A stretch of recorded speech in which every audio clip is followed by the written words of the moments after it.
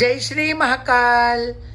અત્યારે આપણે જોઈએ છે શહેરોમાં કે વાંદરાના ટોળે ટોળા આવે છે અને વાંદરાને ભગાડીએ કઈ રીતે, અને તમે વાંદરાથી ડરો છો એવું થાય છે આપણાથી. આપણે લાકડી દેખાડીએ તો આપણા સામા થાય છે, દાચીડિયા કરે છે અને નજીક ને નજીક આવે છે અને કદાચ આપણને નખ પણ મારી દે.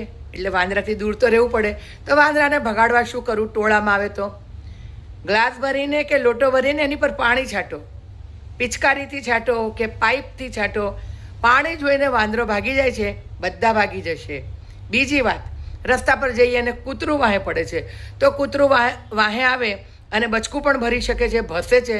તો એનાથી બચવા બાળકોએ પણ શું કરવાનું? કંઈ જ કરવાની ખાસ જરૂર નથી. તમે જે રોડ ઉપરથી જતા હોય ત્યાં નીચા પડીને કાંકરી ઉઠાવતા હોય ને એવું કરજો.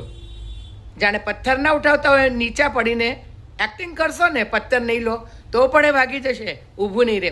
જ્યારે જ્યારે તમારી સામે જુએ એટલે તમારે જમીનમાં હાથ અડાડી દેવાનો, એટલે એને લાગે કે પથ્થર મને મારશે અને કૂતરું પછી ઊભું રહેતું નથી. જય શ્રી મહાકાલ.